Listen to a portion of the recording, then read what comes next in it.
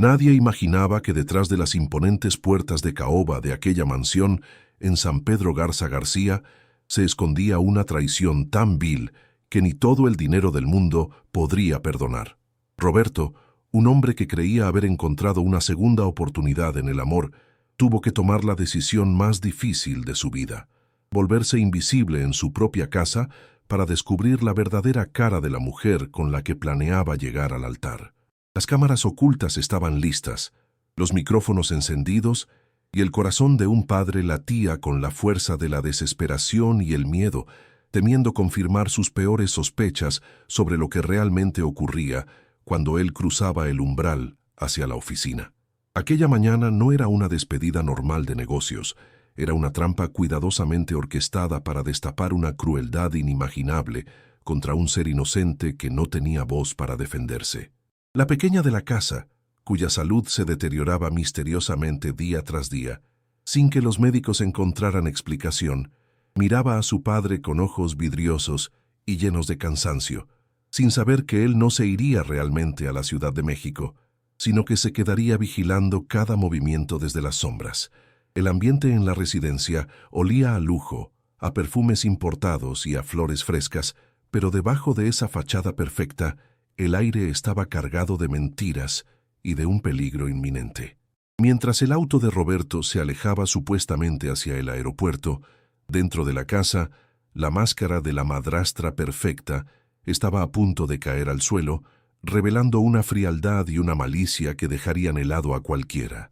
Pero lo que nadie calculó en ese momento fue que la justicia vendría de las manos más humildes, de quien menos esperaban, probando que la lealtad y el coraje no se compran con cheques ni se visten de seda.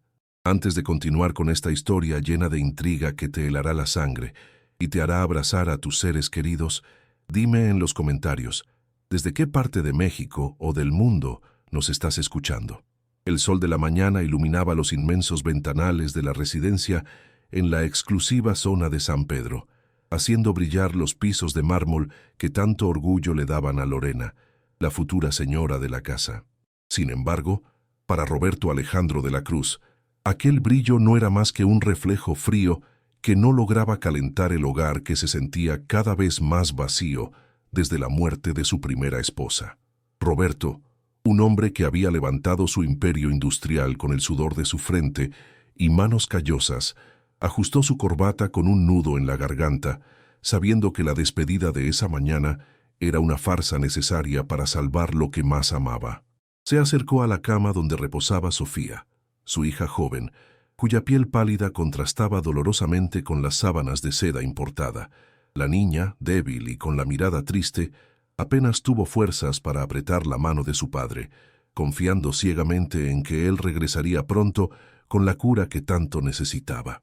Roberto le besó la frente con una ternura infinita, prometiéndole en silencio que no permitiría que nadie le hiciera daño, mientras sentía cómo la culpa le carcomía por dentro al tener que dejarla sola, aunque fuera solo en apariencia, con la mujer que debía cuidarla.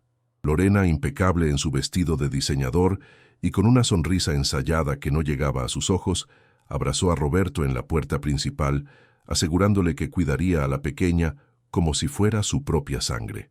Sus palabras sonaban dulces, pero tenían un trasfondo metálico, como el tintineo de las monedas que tanto codiciaba. Ella era la imagen de la sofisticación cosmopolita, una mujer que valoraba las etiquetas y el estatus por encima de cualquier emoción humana, viendo a Roberto no como un compañero, sino como la llave dorada hacia una vida de lujos sin fin. Al cerrarse la pesada puerta de madera tras la salida fingida de Roberto, el ambiente en la mansión cambió drásticamente, como si una nube negra hubiera cubierto el sol de Nuevo León. Roberto no se fue al aeropuerto. Con el corazón palpitando a 1000 por hora, se escabulló hacia el cuarto de seguridad oculto en el sótano, una habitación que solo él conocía y desde donde podía ver cada rincón de su casa a través de las pantallas. Lo que vio en el monitor principal hizo que sus puños se cerraran con rabia e impotencia. Apenas el auto cruzó el portón, la postura de Lorena se relajó, perdiendo toda compostura elegante para revelar una mueca de fastidio y desprecio absoluto. Se giró hacia la escalera y gritó el nombre de Carmela, la empleada doméstica, con una prepotencia que helaba la sangre.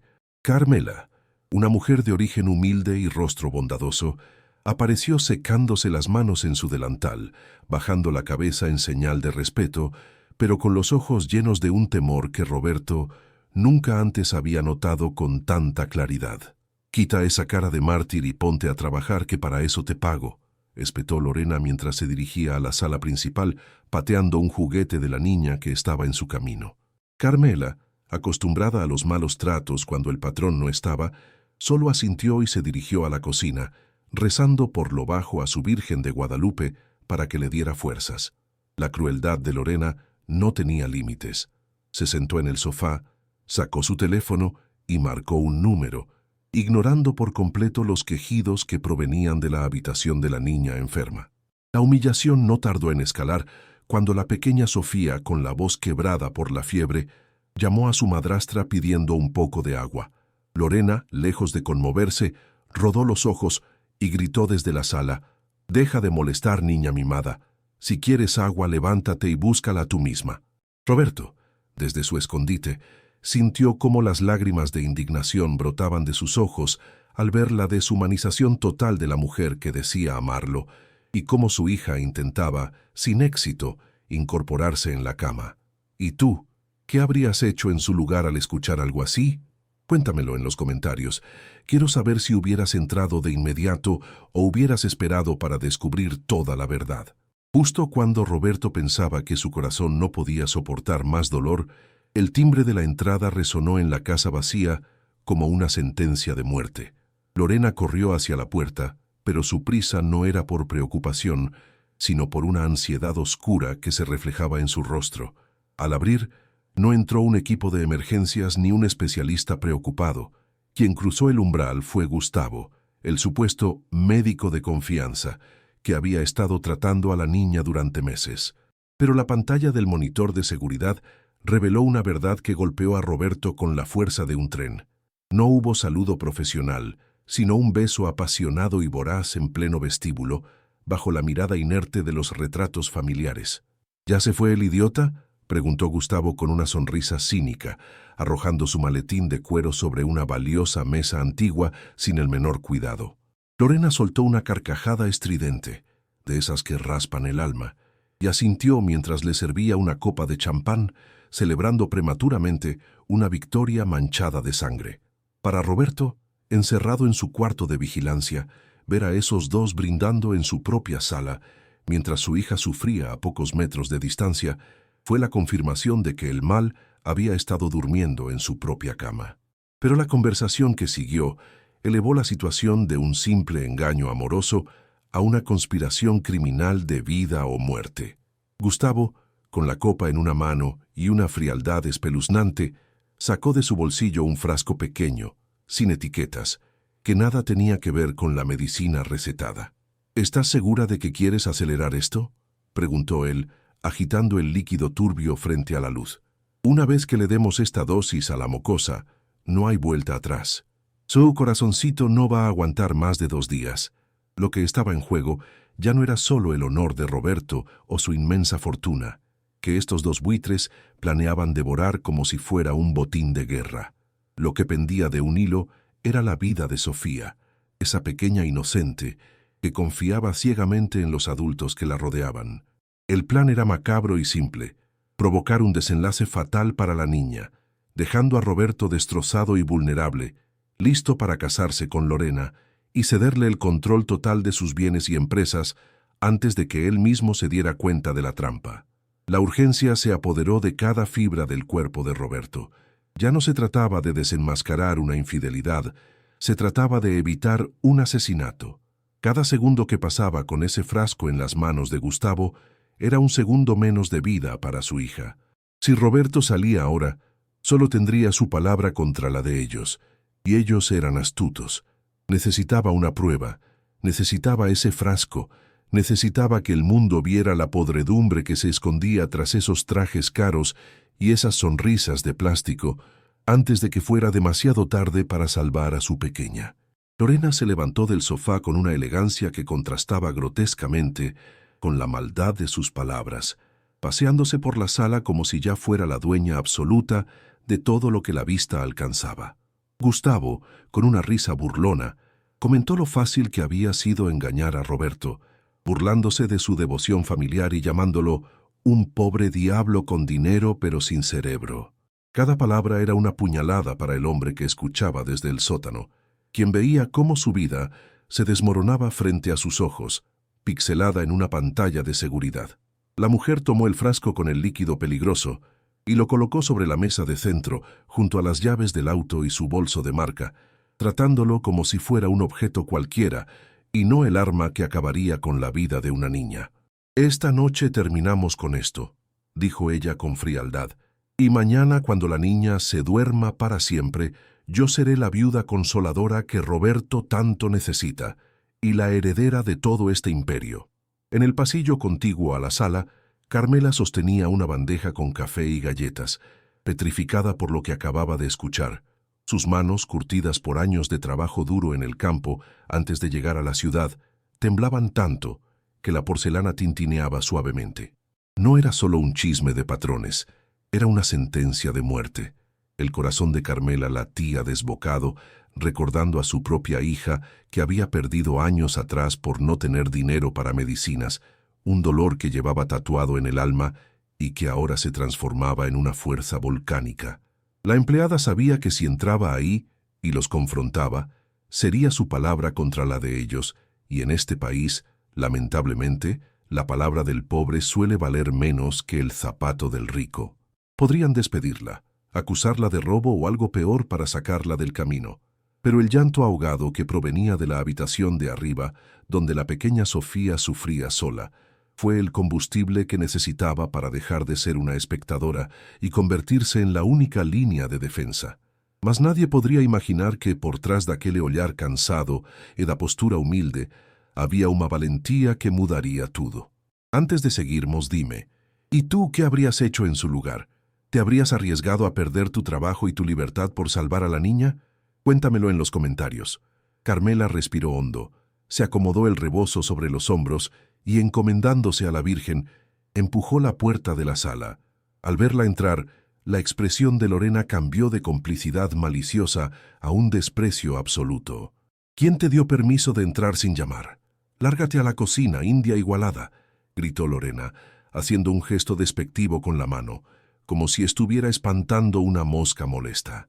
«Disculpe, señora patrón», dijo Carmela con voz sumisa pero firme, bajando la mirada para no delatar el fuego que ardía en sus ojos. Solo venía a recoger las copas sucias y limpiar la mesa. El señor Roberto siempre quiere todo impecable. Gustavo soltó una carcajada seca. «Déjala, Lorena, que limpie.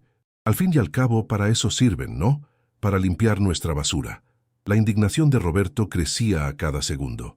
Quería salir, quería romper la puerta y acabar con ellos con sus propias manos, pero sabía que necesitaba la prueba física. Si salía ahora, Gustavo podría esconder el frasco, decir que era medicina real, inventar cualquier excusa médica. Roberto se mordió el labio hasta casi sangrar, confiando en ese instinto que le decía que Carmela estaba tramando algo, aunque el miedo a que le hicieran daño a ella también lo paralizaba. Carmela se acercó a la mesa central con movimientos lentos y torpes, fingiendo ser más vieja y cansada de lo que realmente era.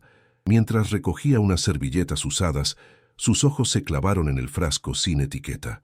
Estaba ahí, al alcance de su mano, pero también bajo la mirada de halcón de Lorena. «¿Qué tanto miras? ¡Apúrate!», le gritó la mujer, impaciente por volver a su celebración macabra. En un momento de tensión pura, Gustavo se levantó para servirse más licor, dándole la espalda a la mesa por una fracción de segundo. Lorena, distraída revisando su maquillaje en el reflejo de una ventana, tampoco miraba directamente. Fue el instante que Carmela necesitaba. Con una destreza que nadie esperaría de sus manos cansadas, dejó caer un paño de limpieza sobre la mesa, justo encima del frasco. «¡Ay, qué torpe soy, Dios mío!», exclamó Carmela, creando una distracción perfecta. Mientras simulaba limpiar con frenesí y pedía disculpas atropelladas, sus dedos buscaron debajo de la tela el pequeño envase de vidrio. Lo sintió frío al tacto. Lo apretó con fuerza y en un movimiento rápido y fluido, Lo deslizó dentro del bolsillo profundo de su delantal, sacando al mismo tiempo un frasco de vitaminas vacío que ella guardaba para reciclar, dejándolo en su lugar bajo el paño. Roberto, observando la maniobra en alta definición desde su monitor, contuvo el aliento. Fue un juego de manos digno de un ilusionista, impulsado por el amor puro y la desesperación. Carmela se enderezó, con el rostro bañado en un sudor frío, y tomó la bandeja con las manos temblorosas. —¿Ya terminaste? Pues lárgate de una vez —bufó Lorena, sin notar el cambio. Carmela se retiró con la cabeza gacha, murmurando un «con permiso», sintiendo el peso del frasco en su bolsillo como si fuera una piedra ardiente. Había conseguido la prueba. El arma del crimen estaba en su poder. Pero el peligro no había pasado. Ahora tenía que salir de la casa o hacer llegar eso a Roberto sin que la descubrieran, y los depredadores en la sala empezaban a sospechar que la sirvienta había tardado demasiado en limpiar una simple mesa. Justo cuando Carmela cruzaba el umbral hacia la cocina, la voz de Gustavo resonó como un trueno a sus espaldas. «Espera un momento». El corazón de Carmela se detuvo. Roberto, en el sótano, se puso de pie de un salto, listo para correr escaleras arriba. Gustavo caminó lentamente hacia ella, con los ojos entrecerrados, analizando cada gesto de la mujer. El silencio en la casa era tan denso que se podía cortar con un cuchillo, y la vida de todos pendía de un hilo finísimo a punto de romperse. Gustavo se acercó a Carmela con paso de depredador, invadiendo su espacio personal hasta que ella pudo oler el alcohol rancio en su aliento. «¿Qué llevas ahí escondido?», preguntó él, señalando con la barbilla hacia el delantal abultado. El tiempo pareció congelarse en la mansión. Roberto, en el sótano, estaba con la mano en el picaporte de la puerta de seguridad, listo para irrumpir, mientras Carmela sentía que las piernas le fallaban. Sin embargo, con una serenidad que solo da la verdad, metió la mano en el bolsillo y sacó el paño sucio que había usado para limpiar la mesa. «Solo esto, señor, iba a lavarlo», respondió con voz temblorosa, pero convincente. Gustavo soltó una carcajada burlona, relajando los hombros, y le dio un golpecito condescendiente en la cabeza. «Ah, bueno, ya lárgate, que tu olor a cloro me quita el apetito». Lorena se unió a la risa desde el sofá, negando con la cabeza. «Son como niños, Gustavo. Hay que revisarlos siempre o se roban la platería», comentó con desdén.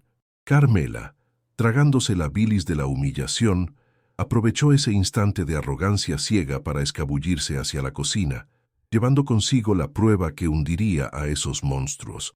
Fue entonces cuando la atmósfera de la casa cambió violentamente. No hubo portazos, ni gritos iniciales. Solo se escuchó el sonido seco y autoritario de unos pasos firmes bajando por la escalera principal, unos pasos que Lorena y Gustavo conocían bien, pero que no esperaban oír hasta dentro de una semana. Ambos giraron la cabeza hacia el vestíbulo, con las sonrisas congeladas en una mueca de horror grotesca, mientras el color huía de sus rostros como si hubieran visto a un fantasma. Ahí, parado bajo el gran candelabro de cristal, no estaba el Roberto sumiso y enamorado que ellos creían manipular. Estaba el Roberto, que había construido un imperio desde la nada, el hombre de negocios implacable, con la mandíbula tensa y una mirada de fuego gélido que prometía destrucción. «Creí que te ibas a la Ciudad de México, mi amor», balbuceó Lorena, poniéndose de pie torpemente y tirando su copa de champán al suelo, donde se hizo añicos igual que su farsa. «Nunca me fui», respondió Roberto con una voz grave y profunda que resonó en las paredes de mármol. «Nunca salí de esta casa. He estado aquí todo el tiempo, viendo y escuchando cada palabra podrida que salió de sus bocas». Caminó lentamente hacia el centro de la sala, ignorando los intentos de Gustavo por tartamudear una excusa. Roberto no los miraba a ellos, miraba hacia la puerta de la cocina, donde Carmela había reaparecido, esta vez con la cabeza alta, sosteniendo el pequeño frasco en su mano derecha, como si fuera la antorcha de la libertad. La revelación cayó sobre los villanos como una losa de concreto. No era solo que los habían descubierto, era que su propia soberbia los había cegado ante el peligro real. Roberto se acercó a Carmela y con una delicadeza infinita tomó el frasco de sus manos trabajadas. Luego sacó su teléfono y proyectó en la pantalla gigante de la sala la imagen en vivo del cuarto de seguridad. mostrando los múltiples ángulos desde donde había grabado su conspiración criminal. «Pensaron que mi hija estaba desprotegida», rugió Roberto, levantando el frasco maldito frente a la cara pálida de Gustavo. «Este frasco no solo contiene veneno, contiene su sentencia de cárcel». La médico y la socialite se miraron entre sí acorralados, dándose cuenta de que el hombre al que llamaban «pobre diablo» acababa de ejecutar la jugada maestra, y que la mujer a la que llamaban «sirvienta» había sido el alfil que los derrotó. Lo que viene te va a sorprender. La justicia está a punto de servirse fría y contundente, así que deja tu like y suscríbete ahora mismo para no perderte el desenlace de esta historia impactante. El pánico se apoderó de la sala como una bestia salvaje acorralada. Lorena, al ver que su castillo de naipes se derrumbaba, intentó una última jugada desesperada, digna de una actriz de telenovela barata. Se lanzó a los pies de Roberto, aferrándose a sus pantalones con lágrimas de cocodrilo brotando de sus ojos, gritando que Gustavo la había manipulado, que ella era una víctima inocente. «Roberto, mi amor, por favor, me amenazó, yo solo quería proteger a la niña», sollozaba intentando manchar la integridad de Roberto con sus mentiras ponzoñosas. Pero Roberto, con un gesto de asco profundo, se apartó bruscamente, dejándola caer sobre el frío mármol que tanto adoraba, mirándola no con odio, sino con una lástima infinita por su falta de alma. Gustavo, por su parte, al ver que las súplicas no funcionaban, mostró su verdadera naturaleza cobarde. Con un movimiento brusco, intentó abalanzarse sobre Carmela para arrebatarle el frasco, la única prueba física de su crimen, pero no contó con la furia de un padre. Roberto, impulsado por una adrenalina que no sentía desde hacía años, interceptó al supuesto médico con un empujón certero que lo mandó directo contra la vitrina de los trofeos, haciéndolo caer entre cristales rotos y orgullo herido. «Ni se te ocurra acercarte a ella», bramó Roberto, parándose como un muro inquebrantable entre el criminal y la valiente mujer que había salvado a su familia. En ese instante, el sonido ensordecedor de las sirenas inundó la calle, rompiendo la tranquilidad del exclusivo barrio de San Pedro. Las luces rojas y azules de las patrullas rebotaban en las paredes de la mansión, anunciando el fin de la farsa. Roberto no solo había grabado todo, había alertado a las autoridades desde el momento en que vio el frasco en la pantalla.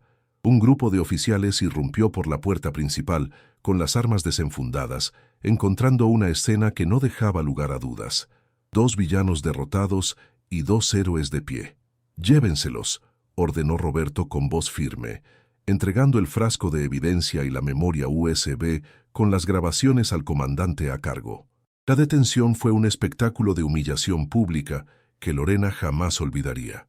Mientras los esposaban, ella gritaba insultos, amenazando con demandar a todos, mostrando su verdadera cara, grotesca y vulgar, despojada de todo el glamour que había fingido tener.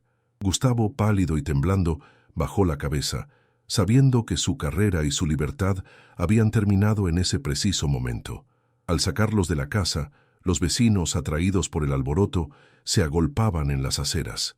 La gran señora de sociedad, la que miraba a todos por encima del hombro, era arrastrada hacia una patrulla como una delincuente común bajo la mirada reprobatoria de toda la comunidad. Roberto se paró en el umbral de su puerta, con Carmela a su lado, y vio cómo el coche policial se alejaba, llevándose consigo la toxicidad que había envenenado su hogar. Se giró hacia Carmela, y en medio del caos que se disipaba, hubo un momento de silencio absoluto, una pausa sagrada donde las jerarquías sociales se desvanecieron por completo, cuando el último rastro de las luces de la policía se desvaneció en la oscuridad de la noche. Un silencio sanador descendió sobre la mansión. Roberto cerró la puerta principal con llave, esta vez para dejar fuera el mal y proteger lo que quedaba adentro.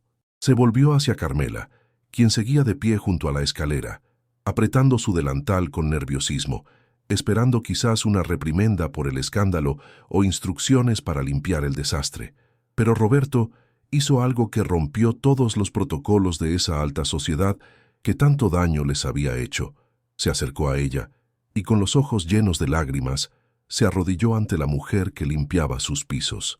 «Don Roberto, por favor, levántese. ¿Qué hace?», exclamó Carmela intentando ayudarlo, con la vergüenza pintada en sus mejillas. Pero él tomó sus manos callosas y ásperas entre las suyas y las besó con una reverencia que ni a la realeza se le ofrece. No, Carmela, hoy tú me enseñaste lo que es la verdadera nobleza. Tú salvaste lo que mi dinero no podía comprar. Tú eres la única razón por la que mi hija tiene un futuro, dijo él con la voz quebrada por la emoción, dejando que el llanto de alivio fluyera libremente. En ese momento, una pequeña figura apareció en lo alto de la escalera. Era Sofía, débil y pálida, pero de pie. Al ver a su padre, una sonrisa tenue iluminó su rostro. Roberto corrió a abrazarla, cargándola como si fuera de cristal, y Carmela se unió al abrazo, ya no como empleada, sino como la abuela protectora que esa niña tanto necesitaba. Esa noche, en esa casa enorme, ya no hubo patrones ni sirvientes, solo una familia unida por el lazo indestructible de la lealtad y el amor verdadero. Con el tiempo, la salud de Sofía floreció bajo los cuidados amorosos de su padre y de Carmela, quien nunca más volvió a usar un uniforme ni a recibir órdenes. Se convirtió en la matriarca del hogar, respetada y querida, ocupando el lugar de honor en la mesa que siempre mereció. La mansión, antes fría y silenciosa, se llenó de risas, de música y del olor a comida casera, transformándose en un verdadero hogar donde el valor de las personas se medía por la pureza de su corazón y no por el peso de su billetera.